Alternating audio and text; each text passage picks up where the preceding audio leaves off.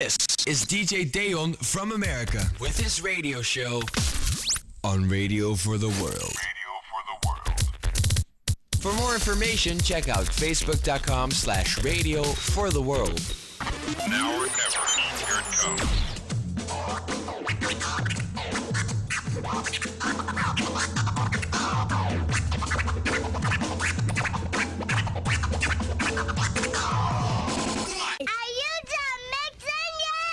Your DJ has only just begun. To the Batmobile. Let's go. What's up, everybody? This is Deon the DJ, holding it down live and direct right here for you on Radio for the World.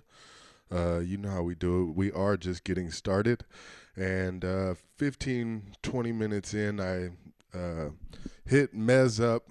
Mez was on yesterday. We did a small interview to prepare you for this interview that is about to begin right now. So shout out to everyone that's tuned in and listening live. You're in for a real treat.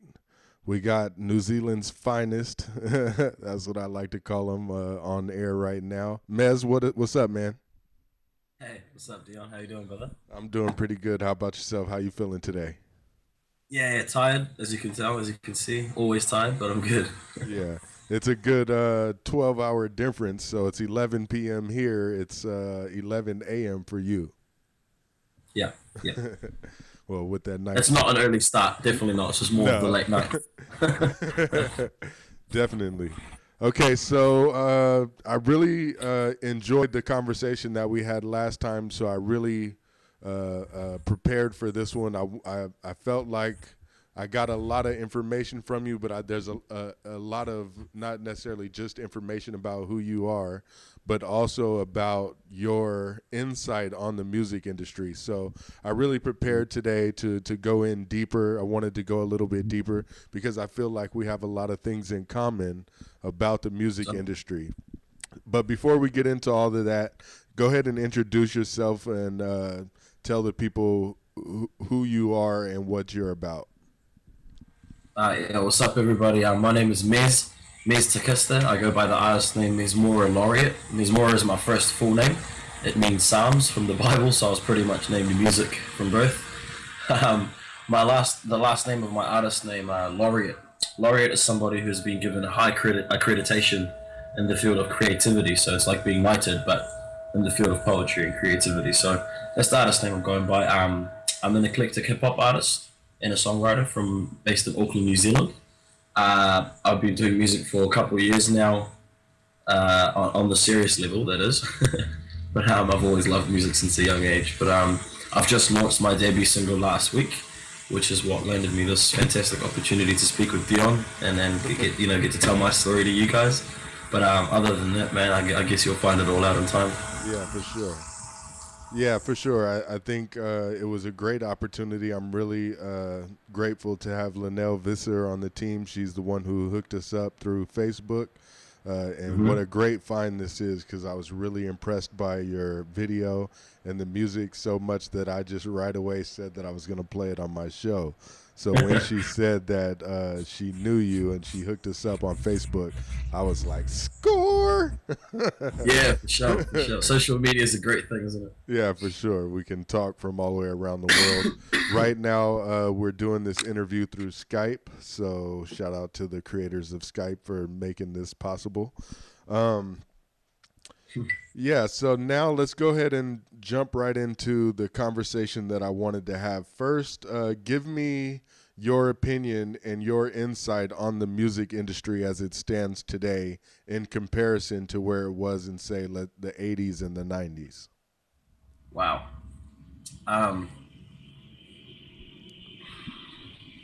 It's with it.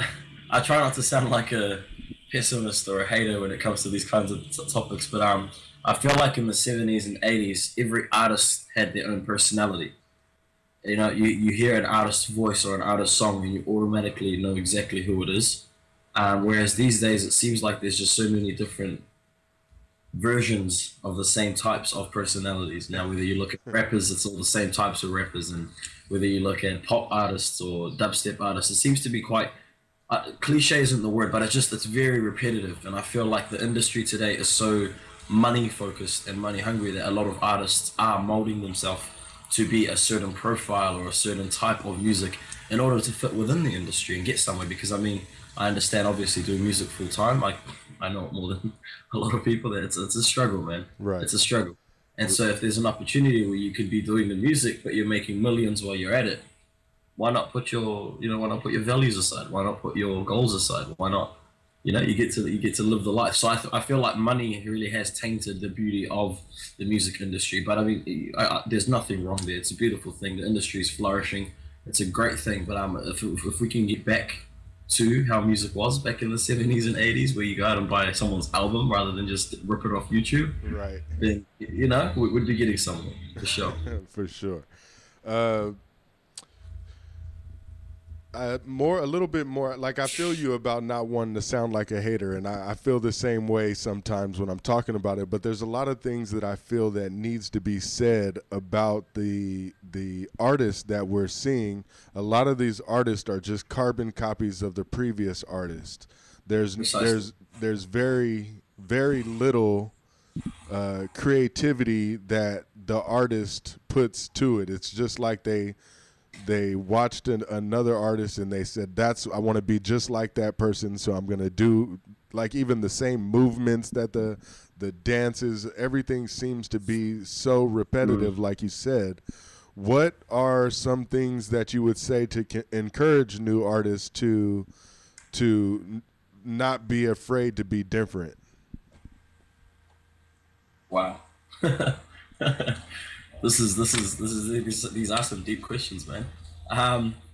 What would I say to encourage artists? Look, personally, I'm not somebody who's been through the hoops and somebody who's been in the industry so long enough to say this is the right way and this is the wrong way. But my way is just look at the beauty of it, man. I mean, like, when you listen to a track, do you really feel it? I mean, have you ever put sand on paper and then you put the paper on a woofer or a sub? And then based on the notes that's being played, do you see the shapes that the sand forms? Right, makes, yeah. It's beautiful, man. And if music can do that to matter, imagine what it can do up here, man. And it's just like, always try and keep that in mind. Your music needs to affect people. It needs to influence people. Since the beginning of time, music wasn't about making people dance. I mean, yeah, that's a cool repercussion of music. But the whole point of it is, one, to express yourself. Right. And secondly, to just spread a message, man. I mean, there's an art to stupid music, if that makes sense, you know? Right. Versace. Right. It's a stupid song, but there's an art to it because there's a way to make it dope enough to actually make it in the industry and get people moving. And if that's your thing, that's cool, no doubt, express yourself. But if you're in it for the catharsis and if you're in it for the beauty of music, stay true to yourself, man. Just stay authentic. That's the only thing I can say, is just keep it real. And Park said it ages ago, and he said, peep the lyrics. Peep the game. The rappers say they're this, they're that, but listen to what the words that they're saying, and that's where you tell if someone's a rapper or a hip hop artist. See, I can't relate to other music genres, but with hip hop, for me, it's a rapper is somebody who does what they can to stay relevant and make money. Right. A hip hop artist stays true to the streets, and that's something I learned from Park long ago. And by staying true to the streets, that doesn't mean about hustling and shooting people. I mean, I'm from New Zealand. I mean, we're safe as shit here. But what I meant is more in the sense where the struggle you go through, the things you see your people going through. And I mean, music industry aside, music was a massive political weapon back in the day. Right. Do you know what I mean? Right. Music was used to influence the masses as to who to vote for, maybe even to just not vote, or just to actually make people do something, whereas now it's just background. Right. Speaking of the influences that music has, how much influence do you think music has today, considering the lack of to make this question a little bit more simpler, because it's a difficult question to ask. Nah, no sweat. But the influence of music, do you feel like the influence is still there, or has it lost its influence because of the lack of creativity in the music, the stuff that is being said in the music? Because a lot of it they don't really say much. So has it lost its influence, in your opinion? See, that's the problem. Music will never not influence anybody, and so it's how you're influencing them is the question. For example, if we flood our streams and our radio with ignorant music, it's not that people aren't being influenced. They are being influenced to be conditioned to listening to ignorant music. Right. Therefore, when someone like Logic or J. Cole or Nas or Kendrick drops something really complex and something lyrically that wakes you up, people are just like, I don't really like that. It's too complex. It makes me think too much. And that is where it's dangerous, man. So it's not that influence has been lost. It's just that we're being influenced in a different way. How, in your opinion, how can we bring the influence back to the positive? Is it just the artist being accountable for what they're saying? Should we hold the artist accountable? Should we hold the record labels accountable for promoting artists with, let's say, no talent or lack of creativity? Who do you think's responsible for making the change back to having a positive influence like in the 80s and 90s? Everyone is accountable. When it comes to the artist, they're accountable to make sure that they don't sell out to a label just for the sake of the money. When it comes to an artist, they're accountable for making sure that their lyrics is true to what they believe in and where they're coming from. And from the label's perspective, I understand that at the end of the day, the label doesn't really give a damn about your dreams as long as you can make the money. But they're accountable as well in the sense where, but see, here's the thing, regardless of how accountable everybody is, the cool thing about the internet, as much as it has its negatives, is that people are waking up, man. I mean, people like myself, I don't listen to much radio. Right. What I do listen to is on the internet. Places like Spotify, places like 8Tracks. You know what I mean? You jump on websites that actually show you up and comers as well as many other alternative artists. And it's honestly, I think everybody's accountable, even right down to the listeners. If you're not musically involved, who you spend your time listening to, who you spend your time liking on Facebook, and who you spend your time sharing is a huge impact on where our world heads towards music. Because at the end of the day, it's what makes money. So if real music made money and everyone started listening to real music, then you start seeing some real artists pop through. So everyone's got a bit of responsibility there, man. Right. Okay. Yeah. Well, now let's get a little bit more personal with yourself. Tell me first, what's your strategy when it comes to making a new track? Okay, personally, I'm a huge believer in creativity, and I don't like to tell producers what to do. I just like to tell them what I'm good at. And then after, obviously we go through YouTube and I show them songs I like, I show them shit I'm into, and I'll be like, yo, something like this would be dope. However, I just let them do their thing. So once a producer hits me up and says, hey, yo, I got something for you, check this out. If I really like that, I base it all on what my body tells me, you know what I mean? If I feel it and my soul can't help but jive with it and it's saying, yo, this is it, man, I'm like, cool, let's do it. Then I spend anywhere between a week to a couple of months just having that song on replay on my headphones at home, everywhere. I mean, everyone around me gets sick of it, but I keep it on replay and I keep listening just until, my heart really says, hey, yo, this concept would be dope, or you should do something like this, or until I really feel it, man. I don't believe in making music just for the sake of making a track. So my process pretty much starts off like that. Once I have the concept and once I feel like, yeah, this is a perfect idea, I'll start writing to it, man. But everything I write, I relate to myself. However, I have the ability to spit and write and think objectively as well. So I can write from other people's perspectives, not only my own. Right. However, it is the objective perspective from my subjective perspective, you know what I mean? So it's still biased nonetheless. But that's pretty much how it goes, man. And then once that's done and I've got my writing, I book in a time in the studio, go in, slay it, and then we spend a few hours just banging it out, see how it feels. If it doesn't sound right, I'll scratch it and restart, or we'll just keep it. Okay, and go ahead and expand on that, the studio session a little bit more. What's the studio atmosphere like? Are there any things that you do, like any rituals or anything that you do that help you with the recording session, with the studio session? And is it normally, do you take a lot of time in the studio, or do you just go in and knock it out, or how give me an idea of that?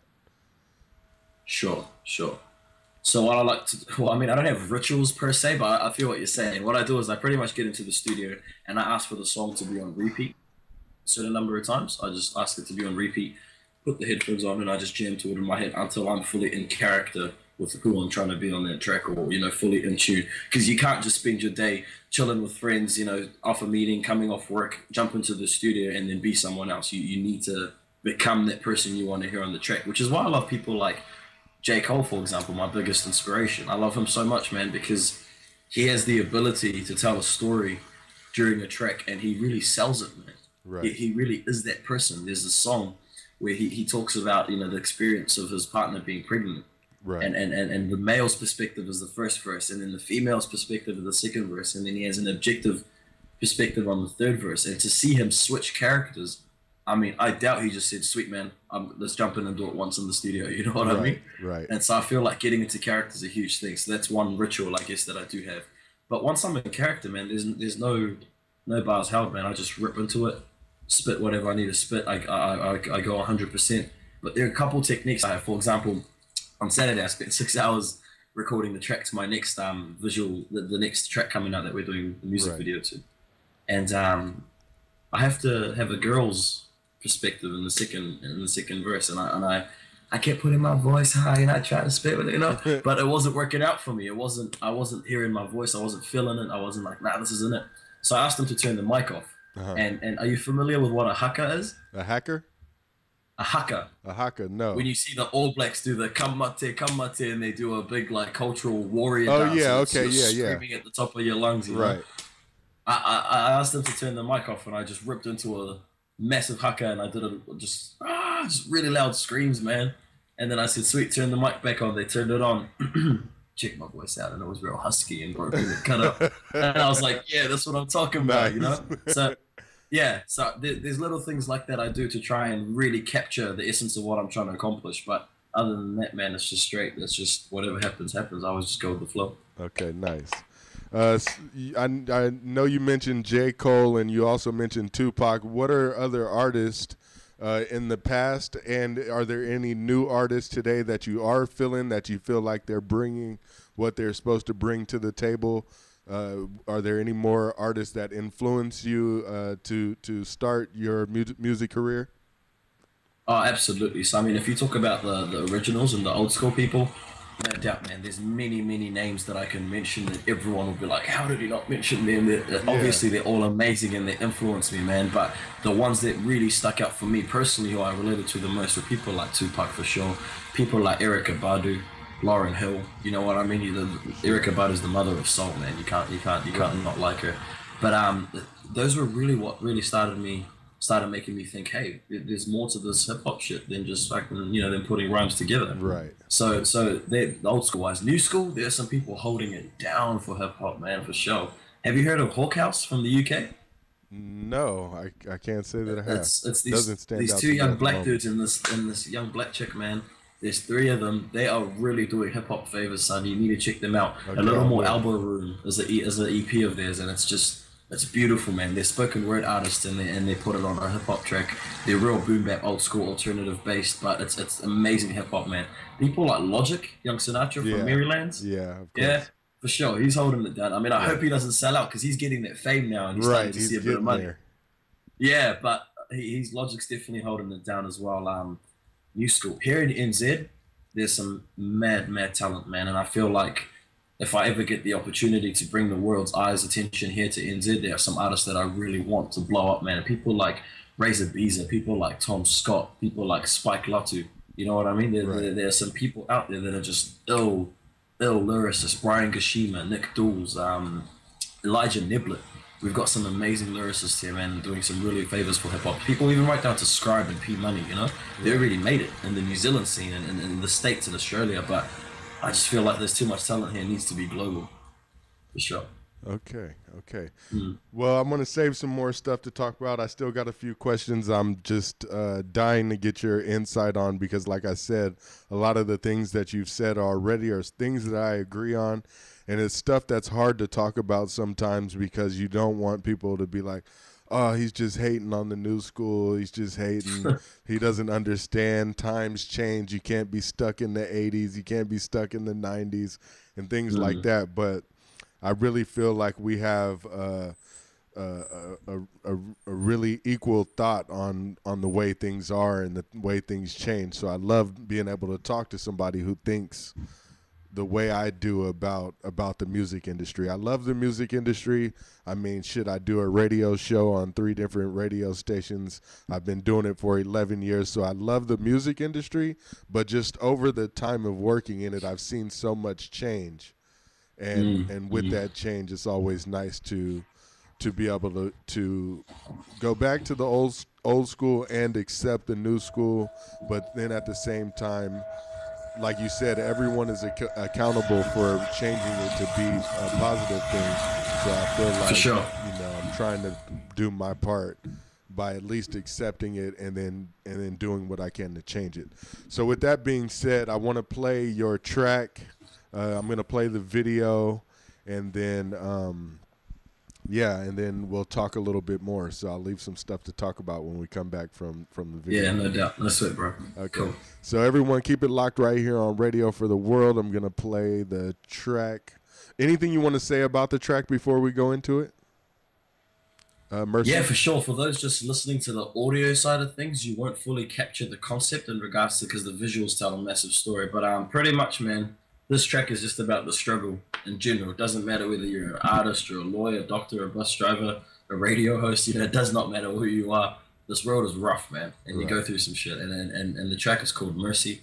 You can hear that a lot throughout the track. It's saying, Lord, have mercy.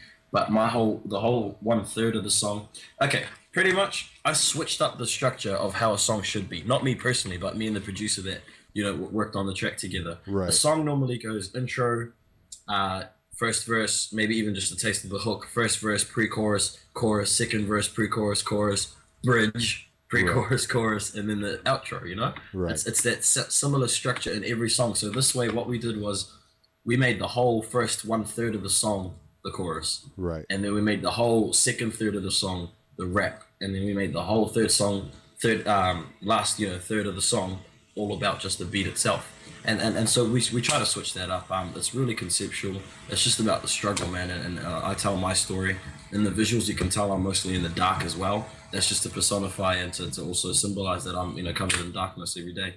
And I'm just asking the Lord for some mercy. So check it out, man. And it'll be awesome to hear some feedback from all you listeners as well. Okay. So feel free to comment on it. For sure. Let's go ahead and jump into this track. I wanted to say that when I first saw this video and heard it, I was really impressed by it. So I hope everyone that's tuned in right now really takes the time to check it out. If you're listening on a website where you can only hear the audio, I suggest you go over to radiofortheworld.com /listen, and you can log in. You can actually see the video live, and anyone that's listening but not watching the video, maybe checking your Facebook, I say you take a second and pause and go ahead and check this video out, because it's really a great talent here, and I really want everyone to be able to appreciate the work that this person, Mez, has put into his music and into the video. And we'll come back and talk more in just a second. Sure.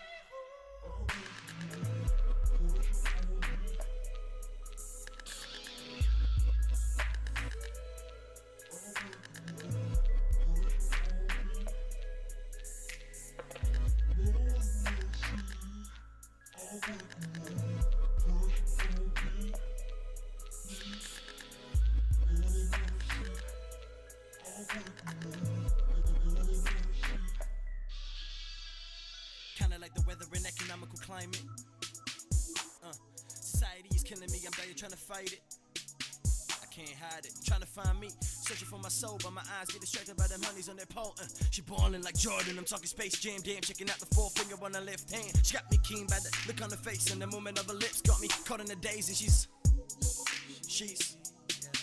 see, ever since I turned 18, the devil's trying to drag me down with the rest, but them guys, he can't hand me no justice and no peace. Forget the police, we the witness to the sickness, they don't give a damn, G. My brain is aching, I'm educated, I'm like a priest of the streets, I got my peeps saying amen. I'm elevating, no thanks to Satan. Assalamu alaikum to the patiently waiting. I'm staring out into the jet black sky, and I'm screaming out, but there ain't no one in sight. I'm blind. Is she really this hard to find? Or was the devil in Cupid's clothing just feeding me lies? I'm scared. Otherwise, my feelings and sights and prices, emotions were always tossed aside, and I just took for granted what Adam realized in Eden. I am one whip short, and I need her to be even. I need her to be whole, and although I feel content, there's a yearning in my soul that I know is heaven sent. But in this cold world, you get molded and bent to accept in the bed as the meaning of love instead of shed tears on them long, lonely nights. Lightning strikes and you feel you can't take no more fight, cause you're sick of the dark, so you long for the light. But you've been broken so long, it's broken, you might remain sleepless.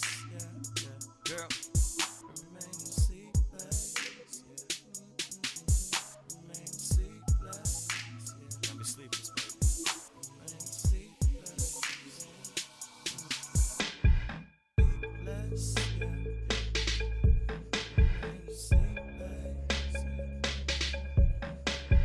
Remain sleepless.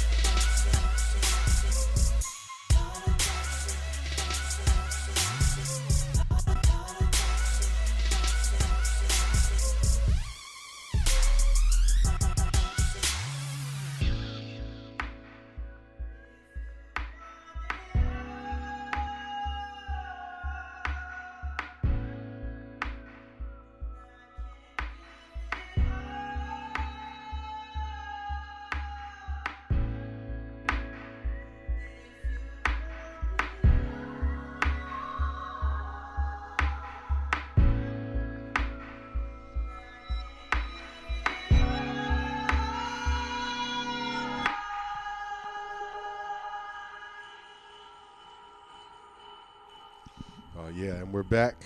Deon the DJ, or Deon the Director, better known as. Live and direct on Radio for the World, the first radio station to broadcast live audio and video to Facebook at facebook.com/Radio for the World. You can also check us out at radiofortheworld.com. We're doing our thing. I got Mez still on the line. We are just chopping it up about the music industry, and that was just a little taste of what he does. So, yeah, I just wanted to get that played. I wanted everyone to get a chance to get a taste of what Mez does, because it's really a big talent to me, and I'm so thankful to have him here on the radio show to be able to talk to him. So, Mez, I appreciate you. I appreciate you taking the time. And I also just wanted to add to the listeners, I mean, thank you, but nonetheless, more credit goes towards the producer and the directors and producers of that film, man, seriously. So Jaden Leaf is the one who produced that beat there and that track. He's also the vocalist singing in the beginning as well, and he is crazy talented, man, like crazy. He can play any instrument you name. I mean, not any, but you know what I mean. He's got a wide range of instruments he plays. He uses pretty much any producing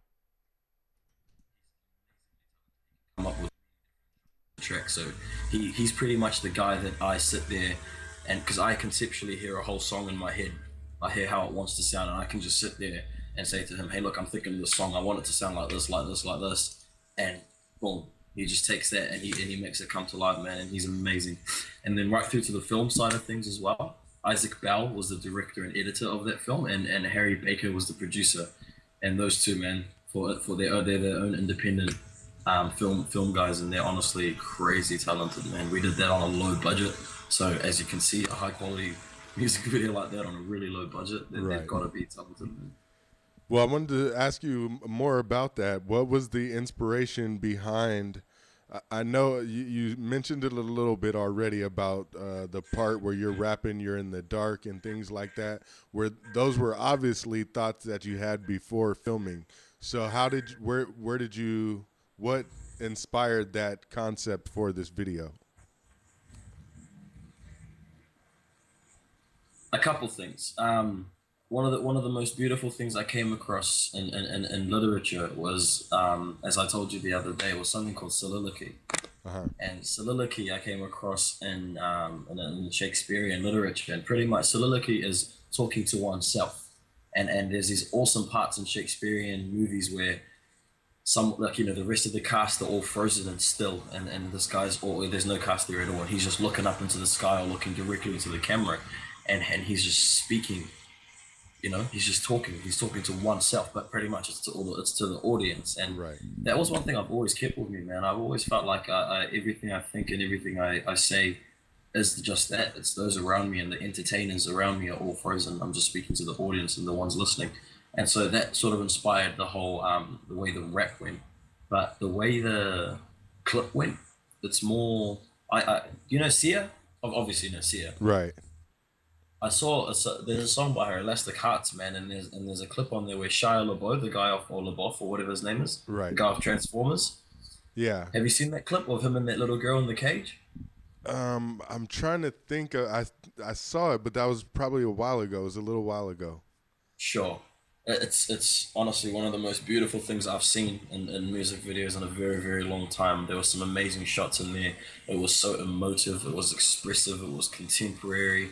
It was very artistic, man, and it blew my mind. And how I was feeling was that girl, the girl dancing throughout my clip, she pretty much represents my mind, man. And there's times where she's doing placid, chill, wavy movements, and there's time when it's real aggressive.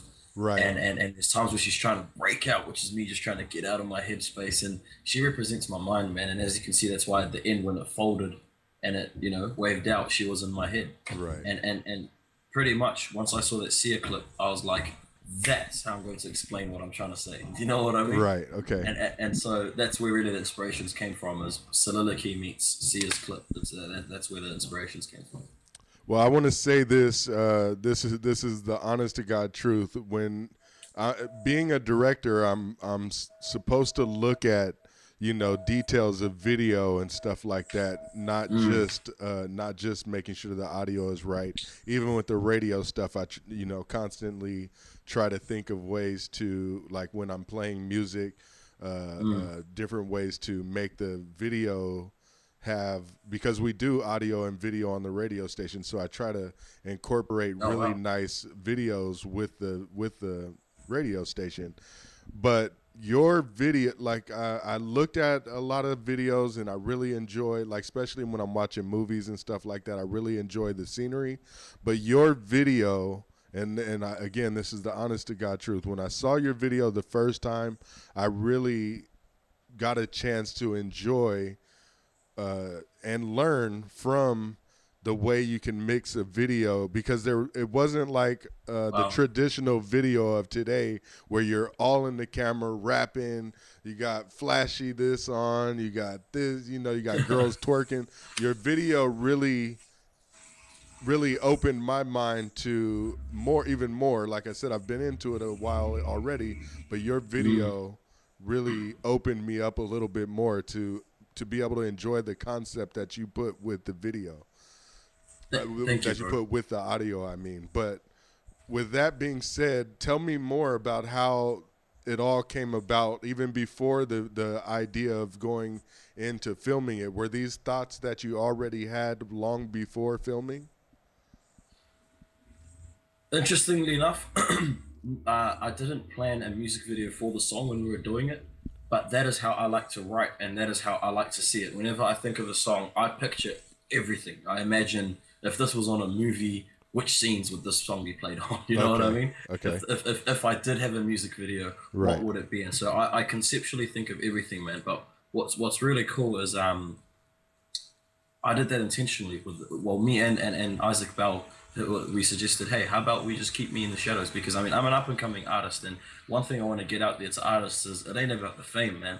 No doubt. There'll come a time. Trust me. There'll come a time when you see me all up in the screen. Right. There'll come a time when you see whatever other people are doing these days. But it's cool to just step back from that and do things from a bigger picture view, where it's not just about you, man. It's about the beauty of the music itself. So that whole song was to portray, like, Lord have mercy, because I ain't trying to take the spotlight. I ain't trying to be the richest guy out there. I'm not trying to be Kanye West. I just got some skills and I want to show the world. Just have some mercy, man. Like, at least such me a part-time job that's going to give me all the money I need, or let some amazing sponsor, some rich guy listen to my music and say, hey, I love your stuff, man. Let me help you out. Or, it's just like I've got something to bring to the table. And so that's all that music video was trying to portray.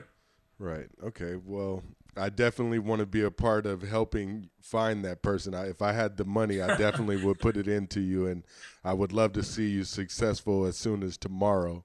But thank you, brother. I'd love to just be a part of helping the person that needs to find you and help you with your music.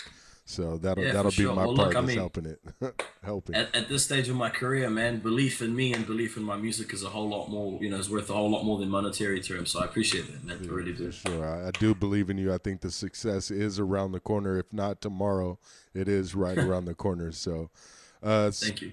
Speaking of things to happen, I want to, since we've talked about it a little bit off air, I want to let people know that they will be able to purchase the song Mercy. I'm sure people, I don't want to promote other ways to get it, but of course you can get it off the internet for free. But I would like to encourage people to support the cause, support good music, and purchase the music on our website at radiofortheworld.com. And then in the top corner, there's a button called support. You click that, or no, I'm sorry, it's sponsors. Click the sponsors button, and the Mercy track by Mez will be at the top of the screen. I'll make sure I put it at the top. And it's a 99-cent download. Please support the cause and go download it. So it won't be up tonight. It'll be up first thing tomorrow.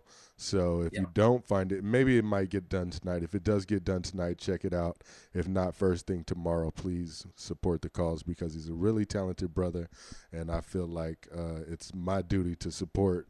So it should be everyone's duty and support. So with that being said, let's talk more about the future of your music. Tell me what can people expect to come next, and also talk about people that you're working with now, and maybe even some people that you would like to work with in the future. For sure. What you can expect is fire, man. That's pretty much what I can say. That's what you can expect is fire, for sure. Because I'm too hungry, man. I'm too hungry. I'm too driven to produce mediocre music, man, and that's what I'm aiming for. But what's coming up? So I currently on Saturday I recorded a track to the second music video we're doing. So I've got an EP / maybe an album, if I make that many tracks, coming out in April sometime. Okay. As an artist, you can never lock in a date because I'm too much of a perfectionist, man. But for real, so I'm aiming for April, May release of the EP. But the opening track, so Mercy will be the first track on that EP. Okay. The second track that'll come after that is what we're doing a music video to. And in fact, it'll be cool if I could maybe pop out a music video to every track of the song before the actual album releases. Okay. That would be dope. But that's just idealistically, that's if I have enough money and whatnot. Right. But that's what you can expect coming. People I'm currently working with.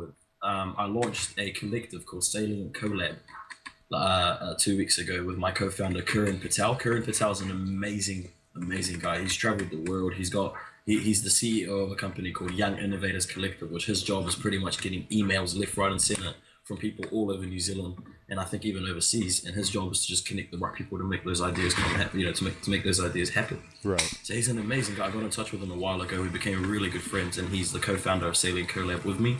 We have 11 up-and-coming artists who are all independent, all amazingly talented. Look, trust me, I believe in myself, and I think I'm the best. But these dudes are ill, man. They're iller than me. I can guarantee you that they're all better than me for sure, no doubt. But so that's who I'm currently affiliating with.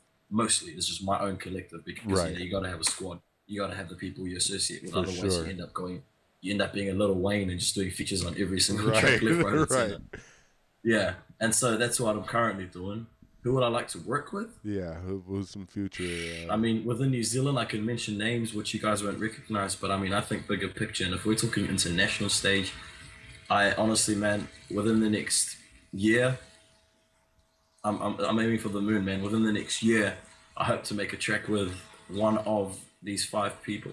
Logic, definitely Logic. He'd be amazing just because I've listened to him from the come up, you know, from back in the day. Yeah. J. Cole, no doubt. I mean, if I was on a track with that dude, I'd have to up my game, but I'd still make a track with him. Kendrick, I don't think I would jump on a track on. I mean, he's amazing, and I'd love to jump on a track with him, but I just wouldn't jump on a track with Kendrick solely based on the purpose that me and him have very, very different upbringings. And unless it was a track about love or a track about a female, we wouldn't be able to tell the same story. So there's no grounds for synergy there. You know what I mean? Right, but I'd love to make a track with him. Even jumping out of the hip hop world, man, I'd love to make a track with Matt Corby, who's like an amazing blues artist from Australia. Okay. He's dope, man, and it'll be cool to just jump onto some abstract roads with him. Odyssey, spelled Odd-I-C. He's from America. He's an amazing dude, but definitely Hawkhouse, man, from the UK. That's a big goal. But Hawkhouse from the UK are amazing, and I'd absolutely love to jump on a track with them. Dope. Okay. What separates you from the, well, I don't want to say new school, but what separates you from the modern artists? I'll say the what makes you different from the, let's say, the next 50 artists to come out over the next 5 years, and the last 50 artists that came out over what separates you from that group of artists, the carbon copy artists? I mean, well, besides the fact that I feel like I have a soul that's 10,000 years old, honestly, I feel like my perspective, obviously everyone's got their own perspective, man, but I feel like my perspective is something a bit different. I don't feel like music is a passion that I pursue because I love it so much. I feel like I do it because it's my duty and responsibility to carry out my talents that I've been given since I was a kid. You know what I mean? Right. It's I feel like when I was born into this, I'm a huge believer in fate and destiny, and that everything happens for a reason. And I mean, I can't prove there's a God, but deep down I believe there is one, and I believe He put me on this earth for music. I mean, think about it. What are the odds? My name is music in Ethiopian. You know what I mean? Like, that's from a kid, man. I've always felt that I was just born for something bigger. When I was about 7 years old or 6 years old, I can't remember, but I was a real young kid. Ever since then till today, I've got this gut feeling that I really don't have much time on earth, man. I don't think I'll see past 30, 35. It's just this feeling I got. I don't know how to explain it, but I always feel like I'm going to die very young. And I've had this hunger within me since then to just do something great. I feel like I was born to lead nations, man. Right. And that deep belief that you were actually born for greatness. I think that's a huge, huge difference between me and a lot of other artists, man. A lot of people think it's very arrogant or cocky to think that of yourself. But I mean, we have a Shark Week. Right. We have the Deaf Week, and we have this week and that week, but we never have a me week. Right. We never taught to look in the mirror and say, hey, you're beautiful and I love you, man. You're gonna do great things. Because if you do, you're arrogant. Right. You know what I mean? Which is why I feel for people like Kanye. I mean, Kanye shoots himself in the foot a lot of the times with the shit he does and the things he says. But I feel where his anger is coming from. Yeah. He is a man who has belief in himself more than anyone else who believes in him put together. Right. And for that, he's shot down for it because nobody wants somebody who's strong enough to take on the world on their own. Yeah. You know what I mean? Yeah. And so I feel like I'm a nobody with the heart of gold. I mean, with the heart of a lion, actually, man. I feel like I can take anything on, man. And I just believe I was definitely born for greatness. So I think that's the one thing that separates me from other artists. What a beautiful answer to that question. Thank you. That was great. Really gave me a lot to think about because I feel like, again, it's so eerie talking to you sometimes because I have a lot of the same thoughts and the way my thought pattern works.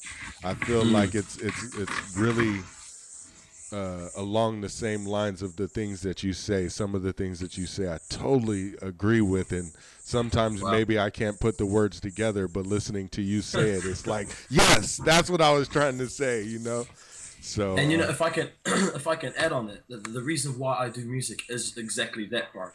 um, a lot of the things that I believe in and that I believe deeply and agree with, I didn't necessarily know how to voice it or that I even believed it myself. I just knew it was there, but it was listening to Puck and Cole that brought it out at me. And I mean, Puck said, I definitely won't change the world, but I'll spark the mind of the kid who does, you know? And it's like, why as artists, we tend to be so selfish to think that we're the one that's going to change the world. Or even forget artists, just anyone in the world. We all think we're going to change the world. I'm going to fix this. Mother Teresa thought she's going to do it. Martin Luther King thought he was going to do it. No doubt, they did great things. But why be so selfish? What if it's someone else and we were just the catalyst that helped let someone do it? So the way I do my music is I know that there's billions of people out there who believe in the same thing that I believe in. I know even if they're ignorant, even if they're uneducated, even if they're into ignorant music, I know that there's many people out there who believe what I believe in. And so the reason I do music is so that one day some random kid that has the cure to cancer, or some random kid who's going to be the next Tupac, or some random kid to just hear my music and say, I feel that nigga, and to just start doing things with his life. You know what I mean? Yeah, I do. I totally do. It's funny because I made a post on Facebook.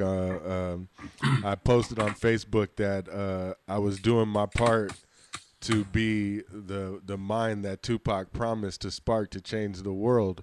But just in case it's not me, you do your part too.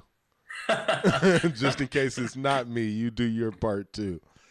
Bro, for sure. Growing up, I always thought I was going to be that kid too. But I've realized, man, you can't change the world. You really can't. What you can do, though, is you can change your world, my man. You can change the people around you. The people you love that are close to you. And if they do the same, and then they do the same, that ripple effect, and over 50 years, man, you'll see an impact. But the problem is, there's this old Chinese proverb I love, man. It's like, no one's willing to plant a seed to the tree that they will not relax under the shade of.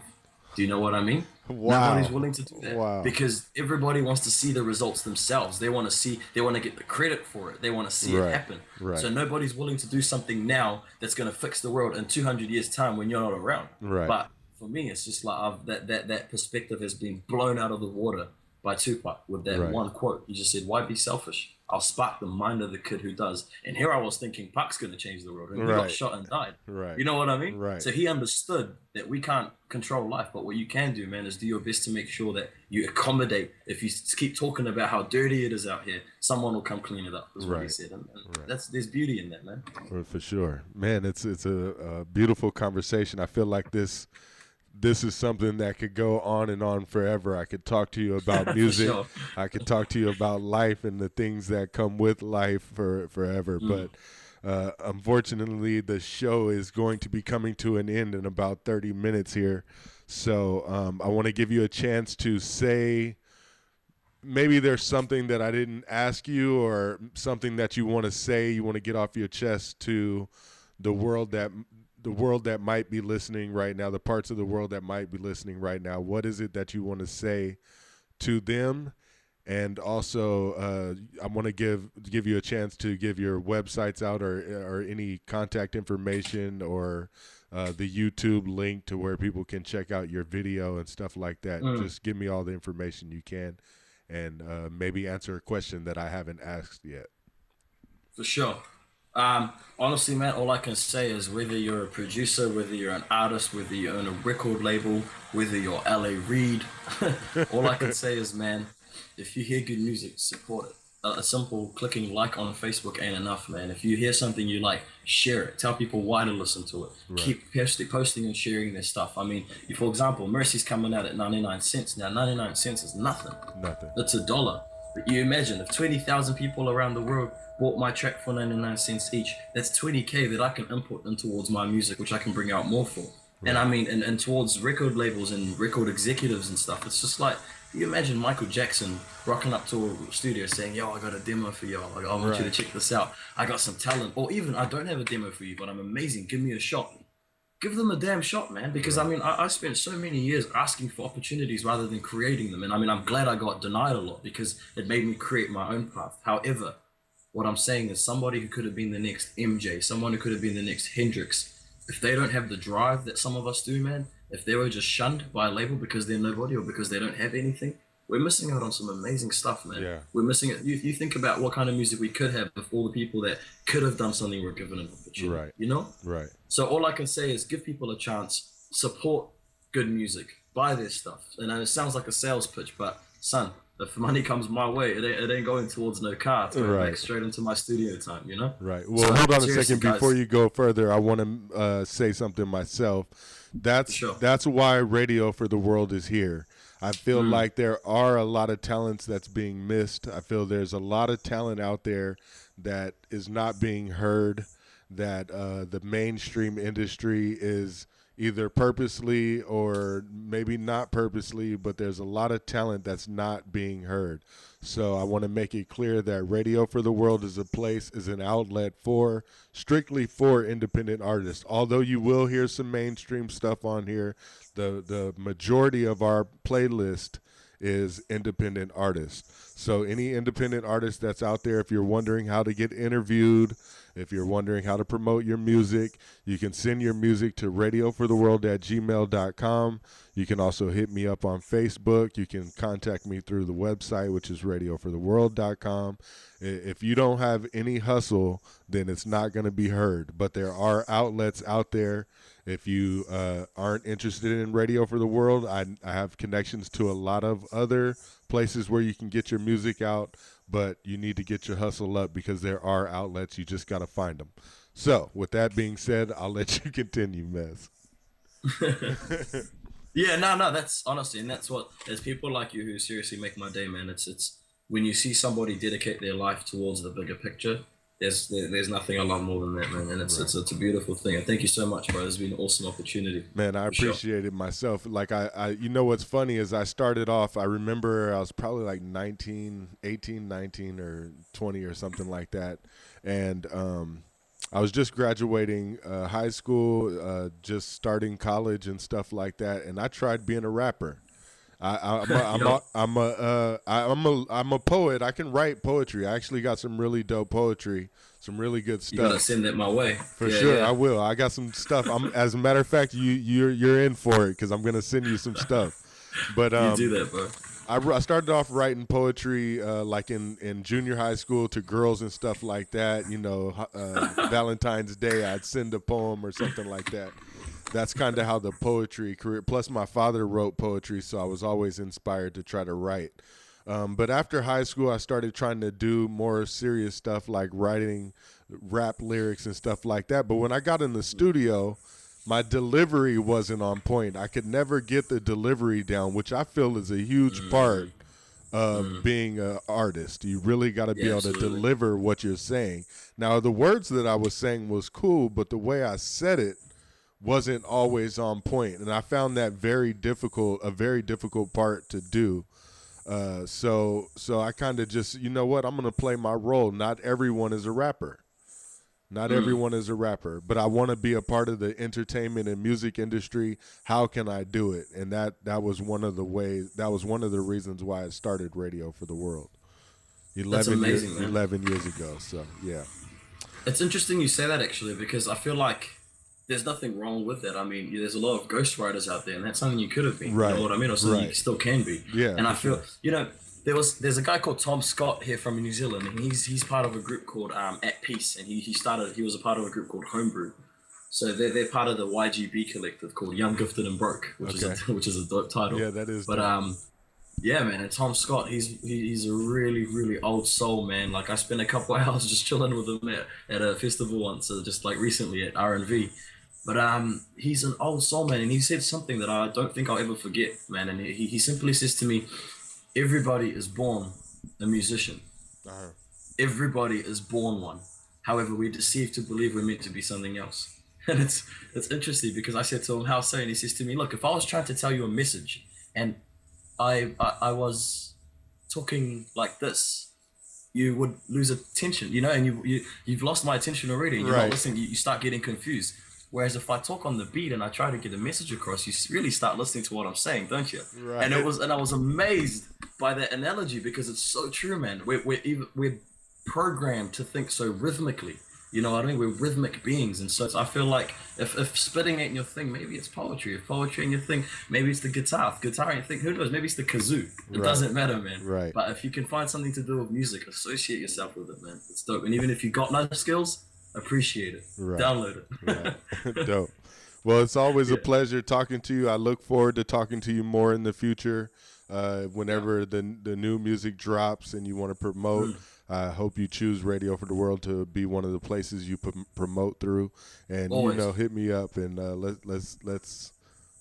want to help you with this movement. So let's get this movement moving. Thank you, brother. I appreciate it. Shukran. I appreciate it. All right, everybody. Keep it locked on Radio for the World. We got 60 minutes of music coming your way from our auto DJ. So I hope you guys enjoy that. Plus, we got the videos lined up of previous DJ shows. The live DJ from California starts in about 2 or 3 hours from now. I'm not exactly. Wait, I got a clock that says Cali time. It starts at 3 hours, actually. So I said, yeah, anyway, 3 hours from now, we got DJ Benny B is on tonight. So, yeah, you keep it locked and check that out. He does a really live mix of chop and screwing stuff, so it's really cool. So Radio for the World, www.radiofortheworld.com. Facebook.com/Radio for the World, and I'm Deon Cooper, also known as Deon the DJ. Hit me up if you need any information about Radio for the World. If you want to support the artists, support Radio for the World, or support everything that we do, there is a way to do it. So, all right. So moving on, I'm going to let the music go. And Mez, hold the line. I wanted to talk to you about getting the stuff that we're done. So hold on a second. Everybody else, keep it locked. Smoke some, turn this motherfucker up. You know what time it is. Now it's time to bring in the master. Deon, the DJ. What's up?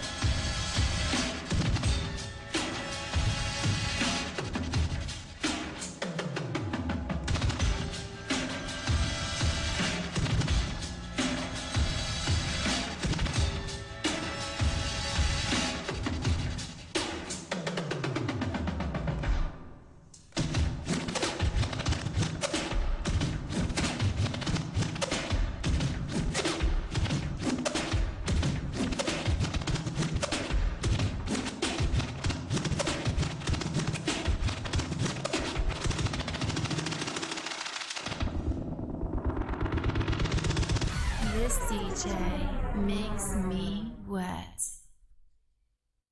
Deon from America with his radio show on Radio for the World.